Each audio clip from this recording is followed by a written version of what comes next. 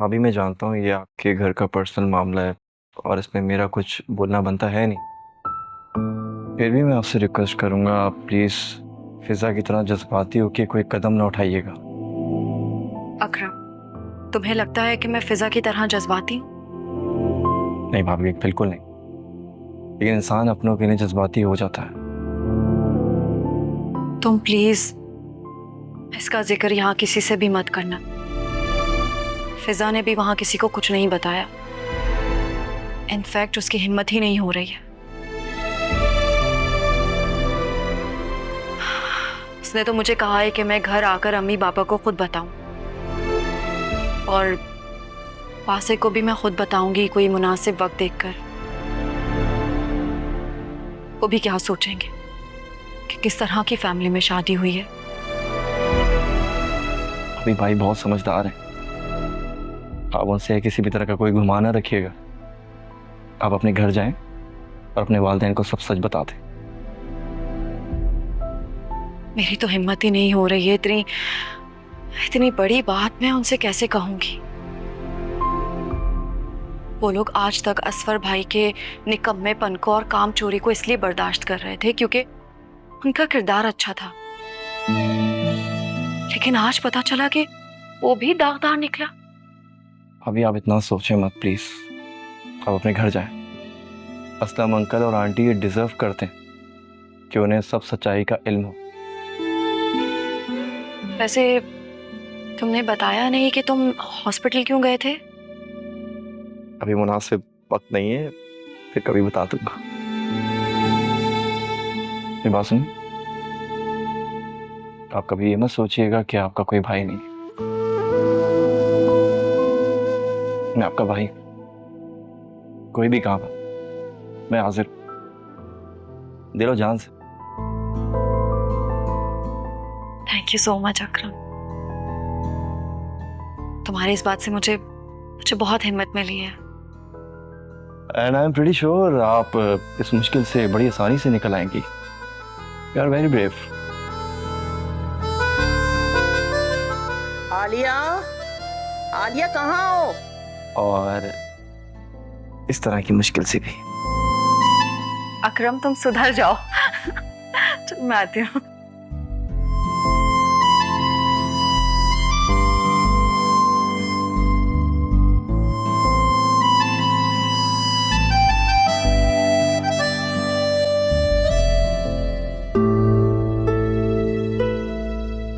इस बार मेरी कॉल क्यों नहीं उठा रहे? मेरा काम है सीन बनाकर साजिश रचाकर अपने एक्टर्स को कहना कैसा चलेगा। कहानी को तो मेरे हिसाब से आगे बढ़ाना है। इसलिए मैंने सोचा कि एक इमोशनल सीन की बजाय मुझे तुम्हारे साथ रोमांटिक बनाना चाहिए। क्या हुआ? आप मुझे ऐसे क्यों देख रही हैं? अब मैं देख रही हूँ कि कुछ दिन से तुम्हारे अंदाज कुछ बदले बदले से हैं। तो क्या ये चेंज अच्छा है या बुरा? ये तो तुम्हारी इंटेंशंस पे डिपेंड करता है। तो आप कहना क्या चाहती हैं? क्या आपको मैं खुश अच्छी नहीं लग रही? वो तुम्हारी ऑफिस कोलीग क्यों आई थी? तुमने पहले तो कभी नहीं बुलाया, बल्कि तुमने तो अपनी शादी पर भी इनवाइट नहीं किया, क्योंकि तुम्हारा मानना है कि वो लोग तुम्हारे स्टेटस के नहीं हैं। फिर आज क्यों? तो क्या सोच बदल नहीं सकती? नहीं, ऐसा नहीं है, मगर इंसान की फितरत कभी नहीं बदलती। और तुम्हारे ये रंग ढंग कुछ ज्यादा अच्छी फील नहीं दे रहे। मॉम, क्या हो गया आपको? मैं बोर हो रही थी तो बस उसको घर बुला लिया, और कोई बात नहीं है, रिलैक्स। अच्छा, अगर तुम बोर हो रही थी तो फराज से बात कर लिया करो। वो भी तो उस लड़की की वजह से कितना अपसेट है। अगर तुम दोनों बातें नहीं करोगे तो अंडरस्टैंडिंग कैसे होगी? और जब अंडरस्टैंडिंग नहीं होगी तो फिर डिसीजन कैसे ले पाओगी? मैं अगर शादी करूंगी तो सिर्फ वासे से, और ये बात आप जितनी जल्दी एक्सेप्ट कर लें आपके लिए अच्छा होगा। प्लीज। ये क्या बकवास है? तुम उस मिडिल क्लास लड़के का पीछा छोड़ क्यों नहीं देती हो? मेरी एक बात याद रखना, तुम उस घर में और उस घर के लोगों के साथ एक दिन भी खुश नहीं रह सकती, समझी? तो माँ, आपको किसने कह दिया कि मैं उसके साथ उसके घर रहूंगी? तो फिर वो हमारे घर भी तो रह सकता है। और कहाँ लिखा है कि लड़की शादी के बाद हमेशा अपना घर छोड़कर जाएगी? अगर यही सब कुछ करना था तो तुम पहले भी कर सकती थी। फिर ये शादी, ये डिवोर्स, ये सब करने की क्या जरूरत थी?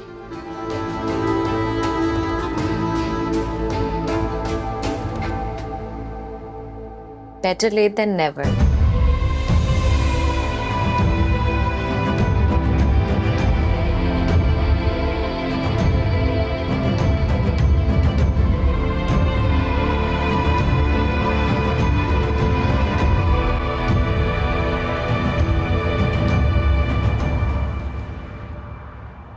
मैंने तुम्हें ईमेल कर दिया है, रिपोर्ट्स मुझे 1 घंटे में दे देना। अस्सलाम वालेकुम। Excuse me. वालेकुम अस्सलाम। कैसी हो? मैं ठीक हूँ, तुम कैसी हो? कैसी गुजर रही है? और इतने दिन तुमने मुझे मिस तो नहीं किया होगा। ऐसे हो सकता है कि मैं तुम्हें मिस ना करूं, बस गुजर ही गया वक्त। रहने दो। और तुम मेरी शादी में क्यों नहीं आई? यार बस कुछ फैमिली इश्यूज थे। खैर वो सब छोड़ो, तुम बताओ शादी के बाद कैसी लाइफ जा रही है? बासे भाई कैसे हैं? शौहर अच्छा हो तो सब अच्छा लगता है, और वासे बहुत अच्छे हैं। I am so sorry Alia, मैंने सिर्फ फराज की वजह से इतना मिसबिहेव किया तुम्हारे साथ। आप इट्स ऑल राइट। फराज साहब बहुत अच्छे इंसान हैं, और वो किसी भी लड़की के लिए आइडियल हो सकते हैं, लेकिन मैं तो वासे को पसंद करती हूँ। तुम खुश हो तो यही बहुत है। बाय द वे, फराज साहब की जगह कौन हायर हो रहा है? यार फिलहाल तो यही सुना है कि तुम्हें एक्टिंग मैनेजर बना रहे हैं, और सर फराज का रेजिग्नेशन बैंक ने एक्सेप्ट नहीं किया अभी तक। वो 6 से 8 महीने के लिए एडवांस ट्रेनिंग पे गए हैं, शायद वापस आके वही ज्वाइन कर लें।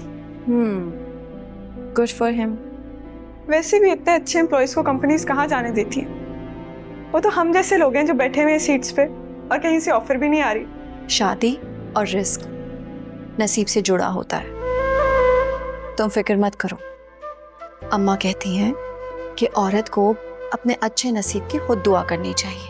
लेकिन अगर सर फराज ने दोबारा ऑफिस ज्वाइन कर लिया तो आई मीन तुम थोड़ा ऑकवर्ड फील नहीं करोगी? लिसन, मुझे अपनी प्रोफेशनल और पर्सनल लाइफ अलग अलग रखनी आती है। ये तो है। ऐसे कॉफी पियोगी? मेरा तो बहुत दिल चाह रहा है कॉफी पीने का। चलो।